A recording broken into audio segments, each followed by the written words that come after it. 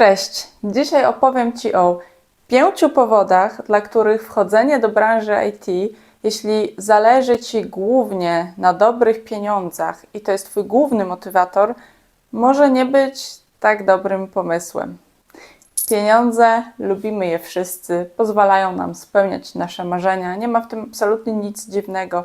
Co więcej, jako Polacy często oglądaliśmy biedę, czy sami żyliśmy w trochę gorszych warunkach, kiedy jeszcze Polska nie była zbyt bogata. Oglądaliśmy naszych rodziców czy dziadków w mało opłatnych pracach i marzyliśmy być może, żeby w przyszłości poprawić swoją sytuację, żeby wejść do branży, w której nawet niekoniecznie będziemy milionerami, ale będziemy mieli po prostu lepsze życie i lepsze warunki pracy. Kiedy ja sama byłam w szkole, to raczej branża IT nie była niczyim marzeniem, bo jeszcze wtedy ona nie była tak rozwinięta w Polsce. Marzeniem ludzi było na przykład, żeby iść na medycynę, ale z czasem zaczęło się to zmieniać. Jakoś tak mniej więcej w okolicach 2015 roku i trochę później nastąpił pewien boom na IT i też informatyka zaczęła się stawać jednym z najpopularniejszych kierunków studiów. I wielu nastolatków marzyło o tym, żeby wejść do takiej fajnej branży. W ogóle programiści czy inni specjaliści zaczęli się kojarzyć jako tacy cool ludzie, zwłaszcza kiedy zaczęliśmy oglądać obrazki z Doliny Krzemowej, gdzie to ludzie pracują w fancy biurach, mają nie wiadomo jakie udogodnienia i fajne w ogóle takie kampusy, darmowe jedzenie w biurze i w ogóle mega dużo bajerów. I w Polsce niektóre firmy też zaczęły mieć, wiecie, biura z piłkarzykami, z PlayStation, z nielimitowanymi przerwami. No nic dziwnego, że ludzi zaczęło to kusić.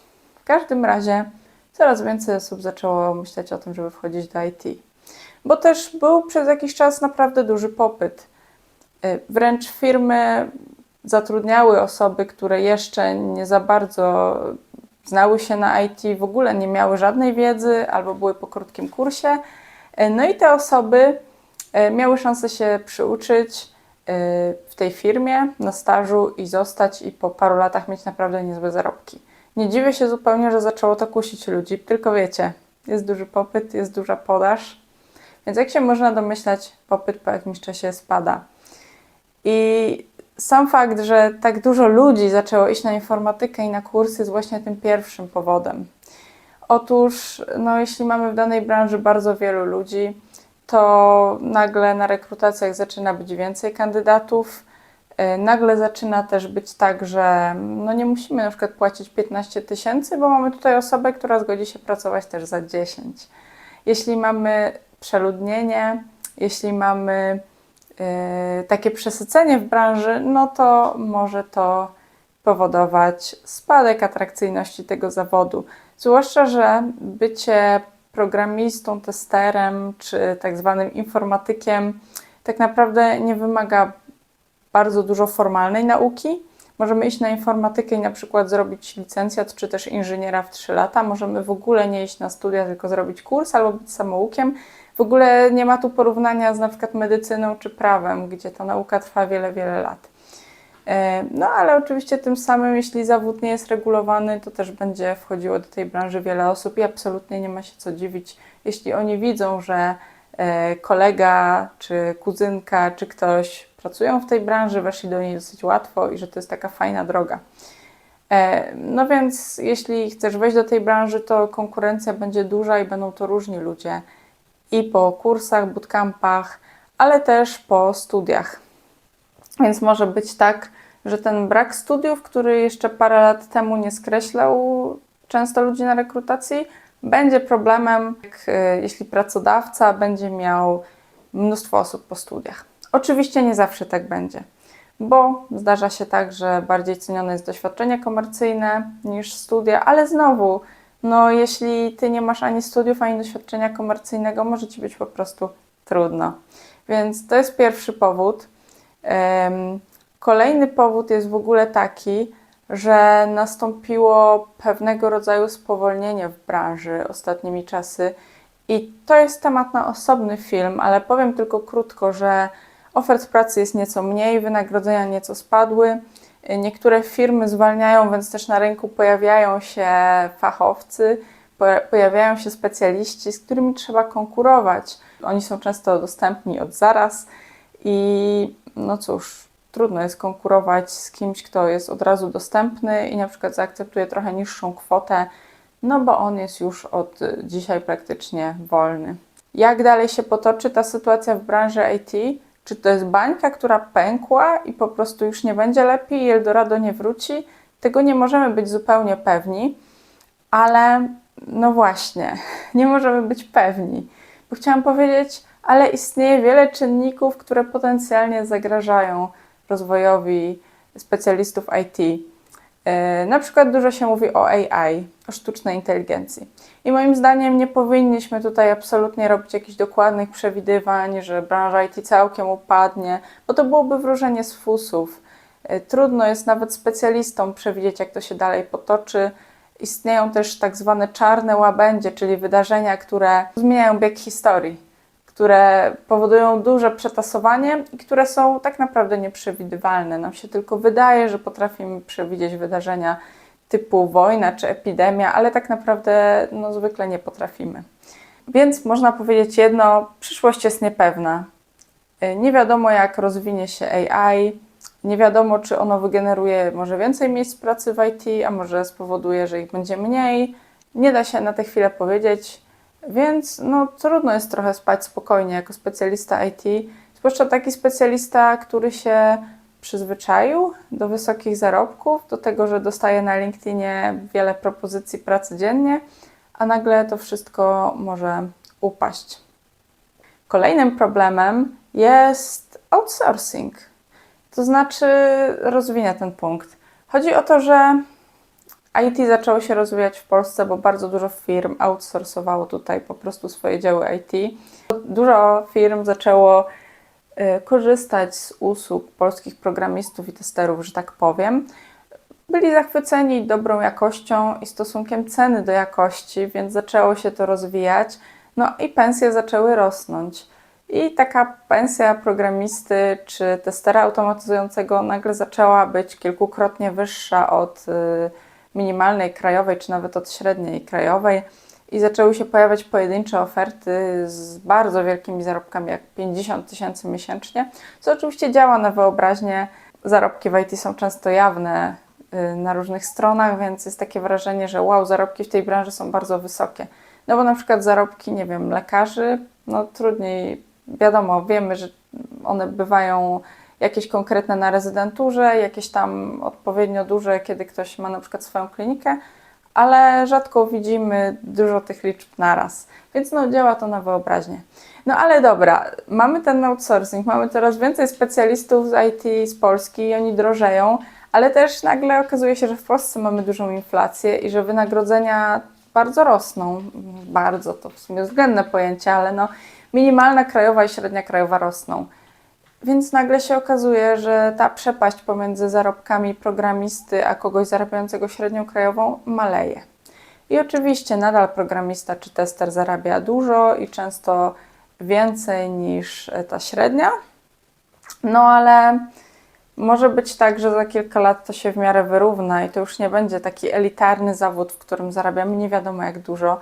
Dodatkowo to też nie jest tak, że każdy programista, tester, specjalista IT zarabia wielkie krocie.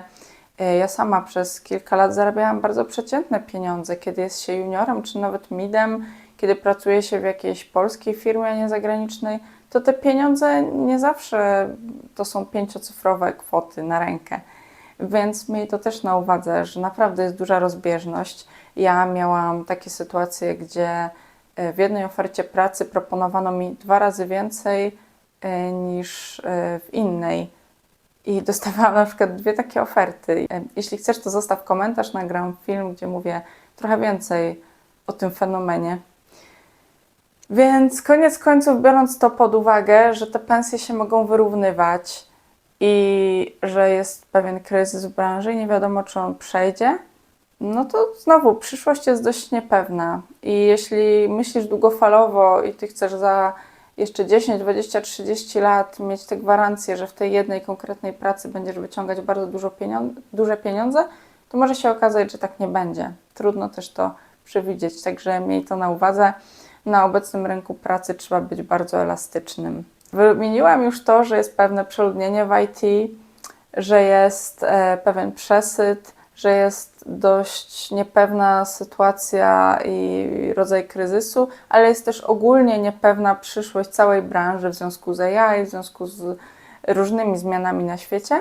No i wspomniałam już, że o tym outsourcingu, że niektóre kraje się mogą w ogóle wycofywać z Polski do tańszych krajów, albo że po prostu zarobki mogą się zrównywać z zarobkami w innych zawodach, co sprawi, że będą inne drogi zdobycia dobrych pieniędzy, może lepsze niż IT.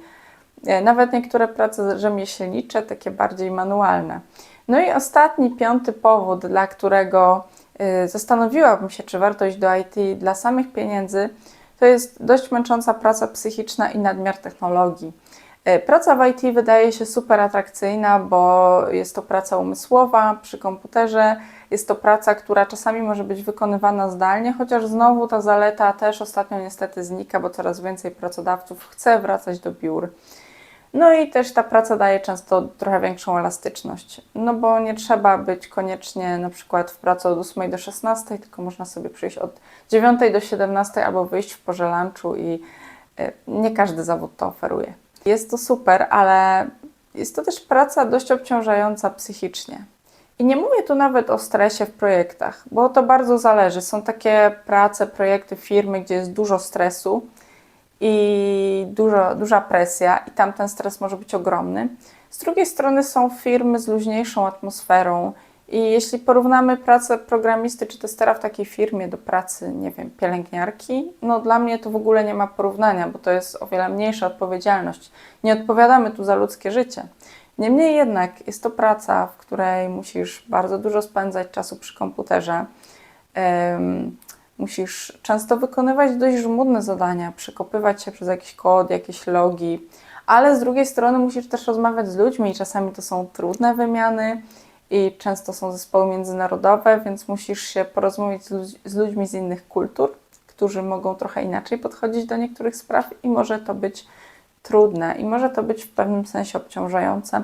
Również obciążające dla Twojego ciała, dużo siedzenia.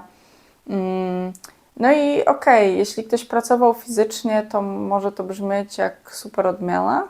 I oczywiście można sobie radzić z tym siedzeniem w miejscu, można wdrażać, że tak powiem, do swojego życia więcej ruchu. Są na to sposoby.